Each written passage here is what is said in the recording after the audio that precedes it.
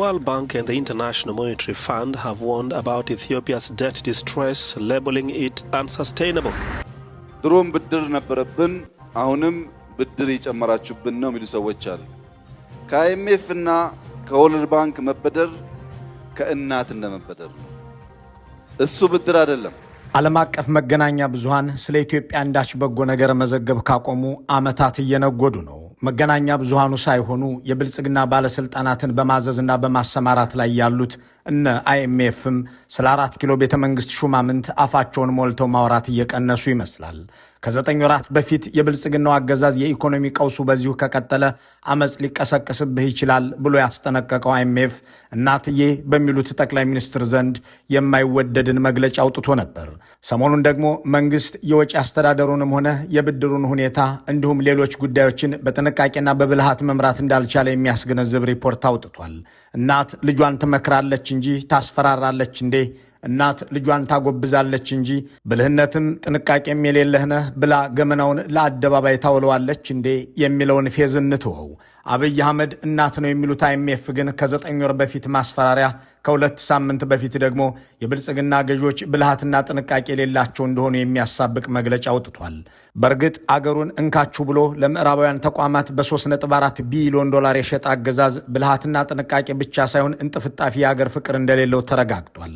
የአብይ አህመድን ስልጣን ጣል አድርገው የወጡት የቀድሞ ገዢ ማሞ ምህረቱ በሰሞነኛው ቃለ ምልልሳቸው በ2013 ዓ.ም በኢትዮጵያ ውስጥ ጦርነት ከተቀሰቀሰ በኋላ የ$1000 ዕቃ እንኳ ለመግዛት 2 ወር የሚጠብቁ ፋብሪካዎች መበራከታቸውን፣ ጦርነት የውጭ ምንዛሬ ክምችትን እንደሰባበረው፣ ፋብሪካዎችም ስለመዘጋታቸው፣ ኢንቨስተሮች ስለመሸሻቸው፣ ወደ ውጭ የመላኪያ መንገዶችም በማዕቀብ ምክንያት እንደተዘጉ ከተናገሩና ይህ ንግግራቸው በኢትዮ ፎረም በዝርዝር ከወጣ በኋላ የብልጽግናው ሰፈር አዲስ ርዕደ መሬት አስመዝግቧል። እናም የብልጽግና የሚዲያ ሚሊሻ ለመንፈራፈር ሞክሯል። ግን ምንም እንኳን ማሞ የተናገሩት እና አይኤምኤፍን እንደ ነፍስ አዳኝ ለማቅረብም ቢሆን ያ የቀድሞ ጠቅላይ ሚኒስትሮችን ደጋግመው ያወደሱበት የአብይ አህመድን ስም ተሳስተው እንኳን በበጎ ያላነሱበት ይልቁንም የቀድሞቹን የኢትዮጵያ መሪዎች ከልማትና ኢንዱስትሪያላይዜሽን ጋር የአብይ አህመድን ዘመን ደግሞ ከጦርነትና ከማዕቀብ ጋር አገናኝተው የተነተኑበት ቃለ ምልልሳቸው በጥንቃቄ ለሚያዳምጣቸው ጎምዛዝ ሐቆችን ያጋለጠ ነው። ከዚህ ሁሉ በኋላ ለእኒያ የቀድሞ ብሔራዊ ባንክ ገዢ ሰሞነኛ ንግግር ምላሽ የሚመስል ያልተለመደ መግለጫ ከአሁኑ የባንኩ ገዢ ኢዮብ ተካልኝ ትናንት ተሰጥቷል።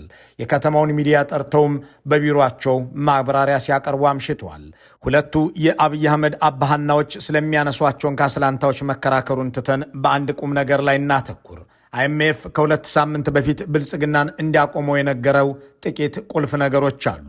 ጠንቃቃና ብልሁን ማለት ብቻ ሳይሆን ወርቁን ተውት ብሎ የሚያዘው አይኤምኤፍ ብሔራዊ ባንክ ለመንግስት ብድር እንዳይሰጥ ብሎ ክልከላ ካሳለፈ 2 ዓመት ሊደፍን ቀናት ቀርተውታል። በዚህ ልክ ጓዳ ጎድጓዳውን አሳልፎ የሰጠው የብልጽግናው አገዛዝ የአገርን የመወሰን መብት መስዋዕት አድርጎ ድሮን መግዣና ቤተ መንግስት ማነጫ ገንዘብ እየተበደረ ቀጥሏል።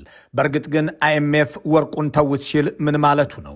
ጠቅላይ ሚኒስትሩ ደጋግመው የሚናገሩት ኢዮብ ተካልኝም የሚደጋግሙት የብሔራዊ ባንክና የብድር ግንኙነትስ ምንድን ነው የሚለውን እናነሳዋለን። ብሔራዊ ባንክን 445 ቢሊዮን ብር ያከሰሩትን እነዚህን የኦህዴድ ባለስልጣናትም በዝርዝር እንመለከታቸዋለን። ውድ የኢትዮ ፎረም ተከታታዮች ይህንን ቁጥር ልብ ማለት አለብን። ብሔራዊ ባንክ ያከሰረው አገርን ያከሰረው ኢትዮጵያን ያከሰረው 445 ቢሊዮን ብር ነው። ይህ ገንዘብ ከብልጽግናዎች መምጣት በፊት አያሌ መሰረተ ልማት የሚገነባ፣ ኮንዶሚኒየም የሚያንጽ፣ ግድብ የሚሰራ፣ ኢንዱስትሪ ፓርክ የሚያለማ ገንዘብ ሆኖ በዓመት የሚተርፍ ነበር። በብልጽግና ግን የከሰረ ተብሎ የሚነገር ነው። የዚህ ኪሳራ ምንጩ ምንድን ነው የሚለውን በዝርዝር እንመለከተዋለን።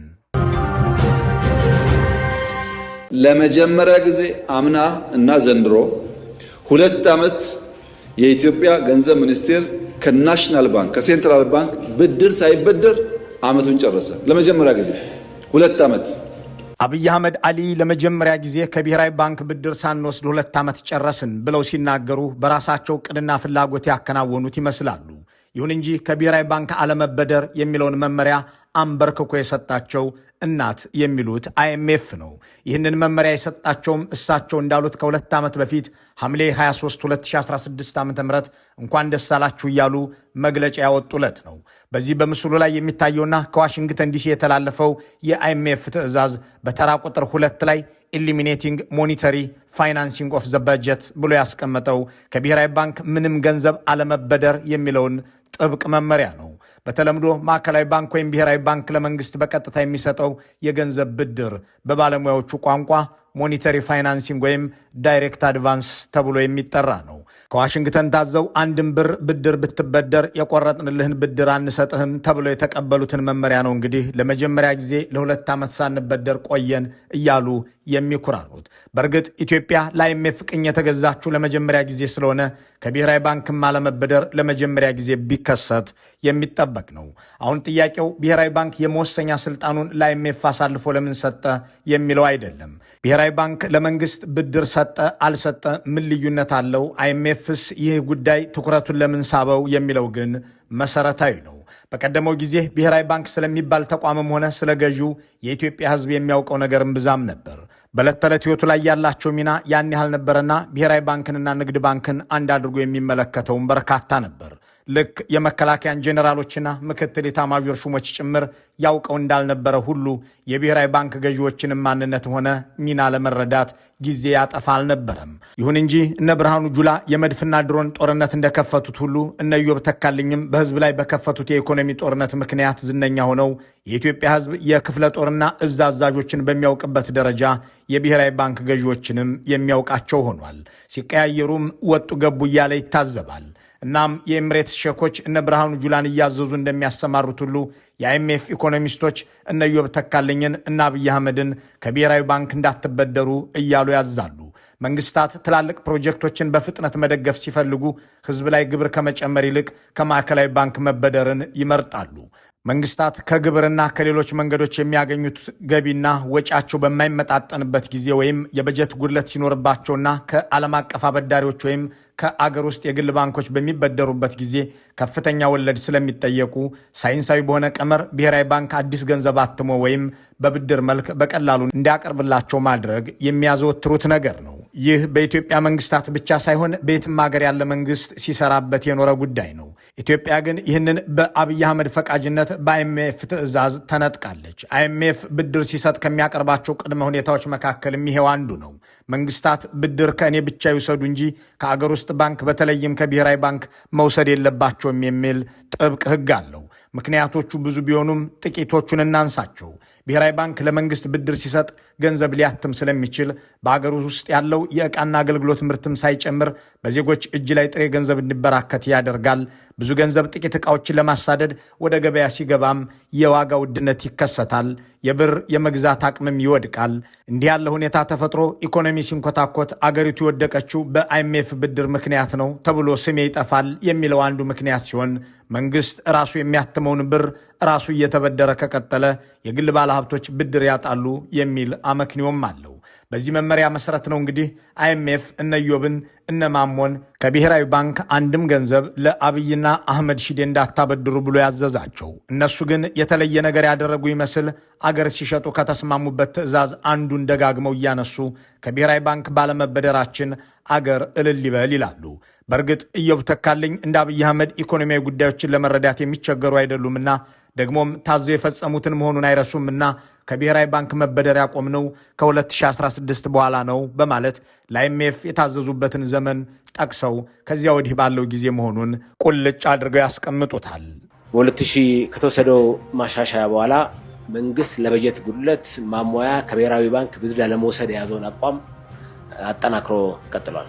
ከብሔራዊ ባንክ አለመበደርን መንግስታት ሊተገብሩት እንደሚገባ ወይም በኢኮኖሚ ውስጥ ያለውን የጥሬ ገንዘብ መጠን የአገሪቱን ዓመታዊ የዋጋ ግሽበት ለውጥና መሰል ነገሮችን ከግምት ውስጥ አስገብተው ገንዘብ እንዲያትሙ ወይም ለመንግስት እንዲያበድሩ ይመክራሉ። ይህ ግን በራሱ ሉዓላዊ ውሳኔና አገራዊ እውነታ ላይ በመመስረት የሚከወን እንጂ ከዋሽንግተን በሚታዘዝ መመሪያ መሆን የለበትም። እነ ኢዮብ ተካልኝ በአብይ አህመድ ትዕዛዝ አገርን አሳልፈው ከሰጡ በኋላ ግን ከብሔራዊ ባንክ መንግስት መበደሩን እንዲያቆም የተሰጠው ትዕዛዝ በትክክል መተግበሩን ለማረጋገጥ እና ዓለም ባንክና IMF ብሔራዊ ቲያትር አካባቢ በሚገኘው ወርቃማ ህንፃ ፊት ለፊት ቢሮ ከፍተው ክትትል ያደርጋሉ። የኦህዴድ ብልጽግና ሹማምንት ከብሔራዊ ባንክ አልተበደርንም በሚሉበት በዚሁ ዓመት ግን 445 ቢሊዮን ብር ብሔራዊ ባንክን አክስረውታል። ይህ በምስሉ ላይ የሚታየውና በራሳቸው በኢዮብ ተካልኝ ፊርማ የተለቀቀው የኦዲት ሰነድ የብልጽግና መንግስት አገር ለIMF ከሸጠ በኋላ ብሔራዊ ባንክ 445 ቢሊዮን ዶላር መክሰሩን ገጽ 4 ላይ ቁልጭ አድርጎ ያስቀምጣል። ይህንን ግን አብይ በሪፖርታቸው ላይ በፓርላማ አይጠቅሱትም። እንዲያም ሆኖ 445 ቢሊዮን ብር ማለት አብይ አህመድ ስልጣን ላይ ከመምጣታቸው በፊት በ2009 ሰኔ ከጸደቀው የኢትዮጵያ የ2010 የአንድ ዓመት ሀገራዊ በጀት ቢያንስ በ120 ቢሊዮን ብር የሚበልጥ ነው። በዚያን ዓመት ኢትዮጵያ ለአያሌ ኢንዱስትሪዎች መስሪያ፣ ለባቡርና ኤርፖርቶች መገንቢያ፣ ለኮንዶሚኒየም መስሪያ ወዘተ ይሆናል ብላ ያጸደቀችው በጀት 320 ቢሊዮን ብር ነበር እና አብይ አህመድ ደግሞ አገርን አሳልፈው ከሰጡ በኋላ 445 ቢሊዮን ብር ብሔራዊ ባንክን ያከስራሉ። ሰነዱ አንዱ ለኪሳራው የጠቀሰው ምክንያት ወርቅን ነው። የብልጽግና ጄኔራሎችና የጸጥታ መዋቅር ከነሄሚቲ ጋር ተመሳጥሮ የሚሸጠው የኢትዮጵያ የወርቅ ማዕድን ብሔራዊ ባንክን ለኪሳራ ከመዳረጉን በተጨማሪ በIMF እየተወገዘ ያለ ሆኗል። ይሄው ኢዮብ የፈረሙበት ሰነድ እንደሚለው IMF ኢትዮጵያን ከገዛ በኋላ የወርቅ ሽያጭና ክምችት እሴት መቀነስ ብሔራዊ ባንክን ለኪሳራ ዳርጎታል። ሰሞኑን እናትዬ የተባለለት የዓለም ባንክ ደግሞ የኢትዮጵያ ብሔራዊ ባንክ ወርቅ መግዛቱን ያቁም ብሎ የአለቃ ትዕዛዙን አስተላልፏል። አንድ ሰሞን ከዱባይና ኒውዮርክ ዋጋ በላይ ብር እያወጣ ወርቅ ይገዛ ለነበረው ብሔራዊ ባንክ ወርቃቸውን በብር የሸጡ በርካቶች እንደነበሩ ሲዘገብ እንደነበር አይዘነጋም። ብር እያተምህ ለመንግስት እንዳታበድር የሚል ጥብቅ መመሪያ የተላለፈበት የኦህዴድ ብልጽግና እናት የሚለውን IMFንም ኮንፊውዝና ኮንቪንስ ሊያደርግ ሌላ ስልት ቀየሰ። ይኸውም ብር እያተመ ከዓለም ገበያ በላይ በሆነ ዋጋ ወርቅ መግዛት፣ ከዚያም ወርቁን ወደ ውጭ ገበያ በመሸጥ ዶላር መሰብሰብ፣ በሰበሰበውም ዶላር መሳሪያ መግዛት ጀመረ። በውድ ዋጋ በብር ወርቅ ለመግዛት የወሰነው ደግሞ ከዶናልድ ትራምፕ ወደ ስልጣን መምጣት በኋላ በአሜሪካ ዶላር መገበያየትን የናቁ በርካታ ሀገራት ዲዶላራይዜሽን የሚል ፖሊሲ ነድፈው ወርቅን በዶላራቸው መሸመትን እንደመረጡ ስላወቀ ነበር። በታሪክ ለመጀመሪያ ጊዜም በዘንድሮ ጥር 2026 ላይ የወርቅ ዋጋ በዓለም ገበያ ላይ 25 በመቶ አድጎ በአንድ ኦውንስ $5600 በመሸጡ አዲስ ታሪክ አስመዝግቧል። በመንግስታዊ ውንብድና ብር እያተመ የገዛውን ወርቅም ይህንን አጋጣሚ ተጠቅሞ የሸጠው ብልጽግና ወርቅ በታሪክ ታይቶ የማይታወቅ ኤክስፖርት ሆነልኝ ይላል። በአገር ውስጥ የፈጸመው የኢኮኖሚ ወንጀል የኑሮ ውድነትና የዋጋ ንረት ግን አይታየውም። በ27 ዓመት ውስጥ ኢትዮጵያ ወርቅ ወደ ውጭ አገር ኤክስፖርት ያደረገችው $3.7 ቢሊዮን 3.7 ቢሊዮን በ27 ዓመት። በአንድ ዓመትስ ኦልሞስት 5.5 ቢሊዮን። ይሄ ትልቅ እድገት ነው። የአንድ ዓመቱ ከ27 ዓመት ሲበልጥ እድገት ካልሆነ ወደፊትም አስፓይል ለማድረግ እንቸገራለን። የአብይ አህመድ ኢኮኖሚያዊ ትንታኔ ይችው ነች። እንዲህ አይነቱን እንኳን የአገር መሪ የአንድ ተራ ሰው ትንታኔና መከራከሪያ ሊሆን የማይችልን ንግግር የሚያደርጉበትን የወርቅን ኢኮኖሚያዊ ኃጢአት IMF ደርሶበታል። እናም ብር እያተምህ ለመንግስት እንዳታበድር ያልኩት ብሔራዊ ባንክ ብር እያተመ የገዛውን ወርቅ በውጭ ሀገር በዶላር እየሸጠ ነውና ይህንን ያቁም፣ ስራውንም ለሌሎች ባንኮች ይስጥ ብሎ ትዕዛዝ አውርዷል። ከሁለት ሳምንታት በፊት ባወጣውና በዚህ በምስሉ ላይ በሚታየው መግለጫው እናት የተባለለት IMF ሆምጠጥ ያለ መመሪያውን አስቀምጧል። ቃል በቃል ብሔራዊ ባንክ የወርቅ ገበያውን ትቶ ከገበያው ሙሉ በሙሉ የሚወጣበትን ግልጽና የተቀረጸ ዕቅድ ያውጣ ብሏል። ይህንን ከዋሽንግተን የመጣን መመሪያ መቀበል ማለት ለብልጽግና በአንገት ላይ ሸምቀቁን እንደማስገባት ያለ ነው። አገዛዙ እድል ቀንቶት የወርቅ ገበያው በሚቀጥለው ዓመትም እንደተወደደለት ቢቀጥል በብዛት የሚያትመው ብር እየገዛ ወርቅን በዱባይና ሌሎች ገበያዎች ላይ እየሸጠ የሚሰበስበውን ዶላርና የሚገዛውን ድሮን ያጣል ማለት ነው። ለዚያም ነው ትናንት መግለጫ የሰጡት ኢዮብ ተካልኝ IMF ወርቅ መሸመት አቁሙ ብሏቸዋል፣ ይህንን ትዕዛዝ ትፈጽሙታላችሁ ወይ አይነት ጥያቄ ሲጠየቁ ጥቅማቸውንም የዋሽንግተን አለቆቻቸውንም ከግምት ውስጥ ያስገባ ምላሽ ለመስጠት ሲሉ እያጠናን ነው በማለት የተደመጡት። ወርቅ ግብይትን በተመለከተ ያነሳው መረጃ ላይ እኛም ያልነው ይህን ጉዳይ እናጥናለን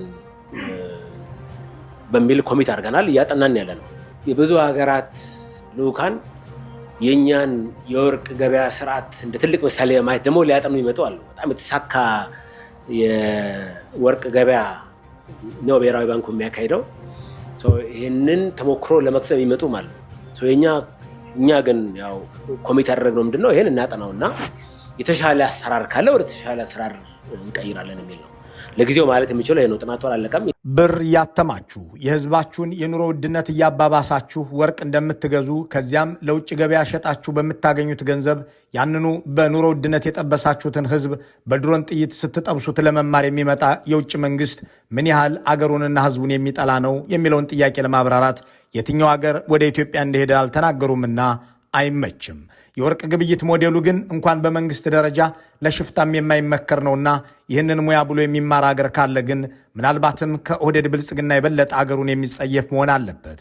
እናጠናለን ብለን ለአይኤምኤፍ ቃል ገብተናል ወይም በሳቸው አገላለጽ ኮሚት አድርገናል ማለት ግን አለቆች ሆይ ጥያቄያችሁን መሸሽ አንችልምና እናስብበታለን የሚል ዲፕሎማሲያዊ ምላሽ ነው። ይህንን መመሪያ እንደ ሌሎቹ የአይኤምኤፍ ትዕዛዛት በቀላሉ ያልተቀበለው ለምንድን ነው የሚለው ግን መመለስ አለበት። ባጭሩ ይህ አካሄድ ለአገዛዙ እንደምትታለብ ላም ያለ ነው።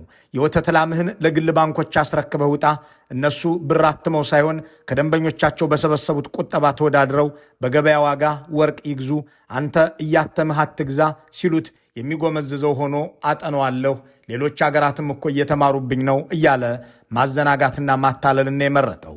በቀደመው ዘመን መንግስት እንዴት ሆስፒታል ይሰራል፣ ዩኒቨርሲቲ ይገነባል እያለ ይበሳጭ የነበረው አይኤምኤፍ አሁን ተላላኪ መንግስት አስቀምጦ የህዝብ ልማት እንዳይሰራ፣ መንገድ እንዳይገነባ፣ ትምህርት ቤትም እንዳይቆም ማስደረግ ችሏልና የቀረው መንግስት እንዴት ወርቅ ይገዛል የሚል ነውና ወደዚያ ገብቷል።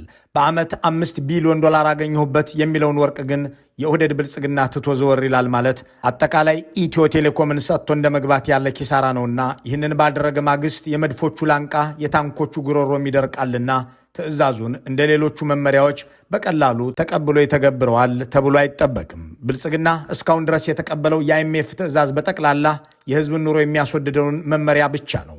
ማለትም የነዳጅ ዋጋ መጨመርን፣ የኤሌክትሪክ፣ የውሃ እንደ ፓስፖርትና መታወቂያ ማውጫ ያሉ የአገልግሎት ክፍያዎችን፣ የብር መዳከምን እንጂ ኢትዮ ቴሌኮምን ሽጥ፣ አየር መንገድን ሽጥ፣ ባህር ትራንዚትን ሽጥ ወዘተ የሚሉትን መመሪያዎች አልተቀበለም። ይህንን ያላደረገውም እነዚህ ተቋማት ለዘረፋም የሚሆኑ ለመግደያም ገንዘብ የሚያስገኙ በመሆናቸው ነው። አይኤምኤፍ ግን በዚህም ደስተኛ እንዳልሆነ በሰሞነኛው ሪፖርቱ ጠቁሟል። ከ9 ወር በፊት የመንግስት የልማት ድርጅቶችን እሸጣለሁ ብለኸኝ አልተገበርክም ሲል እንደ ማንኛውም ጌታ ታዛዡን ብልጽግናን ወቅሷል። ሰሞኑን ባወጣው ሪፖርት ደግሞ የመንግስት የልማት ድርጅቶች የሚላቸውን እነ ኢትዮ ቴሌኮምን የውጭ ብድር ያለባቸው እያለ ምሬቱን ገልጿል። ብልጽግናን ጥንቃቄ የተሞላበት የውጭ አስተዳደር ይኑርህ፣ ብድር ስትበደርም ብልህ ሁን በማለትም አገዛዙ ለሀገሩ ኢኮኖሚ ጠንቃቃም ብልህም እንዳልሆነ በዲፕሎማሲያዊ ቃል ተናግሮታል። ወርቁን ግን ተውት እያለ ነው። መልካሙን ሁሉ በመመኘት በዚሁ እንሰናበታለን።